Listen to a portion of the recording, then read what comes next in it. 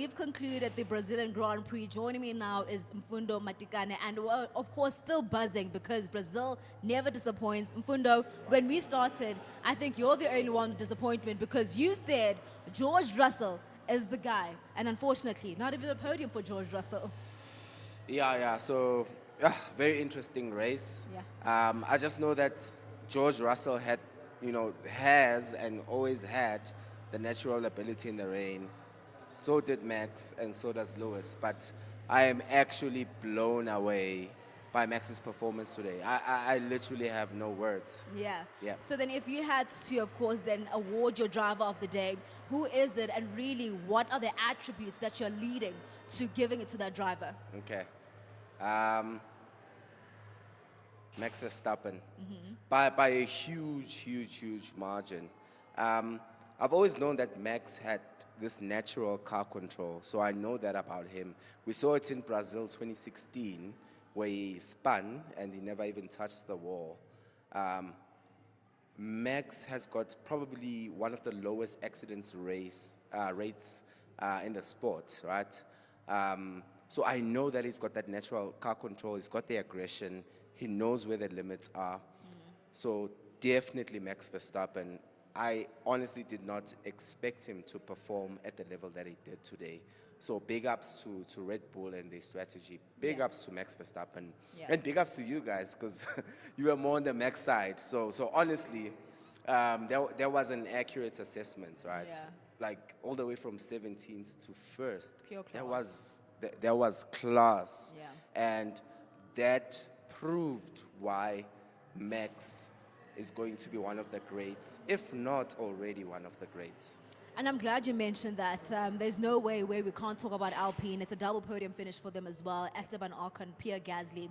I'm absolutely elated for Esteban Ocon. I mean, when you look into his journey and, of course, the career that he's had so far. Your thoughts on Alpine? So I'm a bit all over the place with Alpine, right? Because we know how they've been doing as a team. Yeah. Naturally, we know how talented Ocon is. For sure. We know how talented Gasly is. He's a good driver. So what happened today, I don't know if I can attribute it to setup or I can attribute it to the drivers. Yeah. But what tends to happen with wet races is that the car can only do so much for you. That's where we see talent coming out. And then that's why we understand why these guys got signed in the first place. So big ups for them. All right, before I let you go, out of 10, we're looking into the race season that has been before we conclude it. Yeah. What's your rating and what did you like about the season? Okay.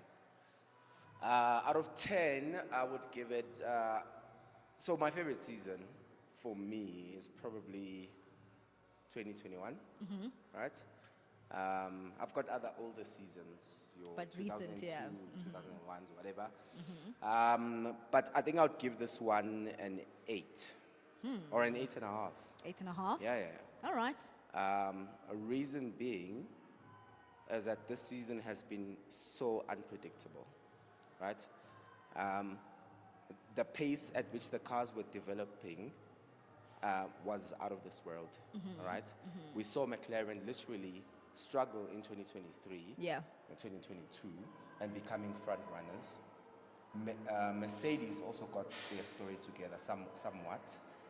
Red Bull were dominating and they got to a point where they were not dominating anymore. So literally every single weekend we're getting to a race where we don't know who the winner is going to be. Yeah. We don't know if it's going to be Norris. And then you get Ferraris that just fly from nowhere. For sure. It's been one of those kind of seasons. Yeah, I enjoy it for how unpredictable and how raw for sure this season has been. It truly has. I'd love to hear from you as well. I mean, yes, we are closing up to wrapping up the 2024 season. And even as we do so, we're preparing rather for Las Vegas come the 24th. But if you had to rate it, please let us know on the comment section. We'd love to hear from you to keep the conversation going. But so much content, of course, and conversations coming to you through MotorzarTv.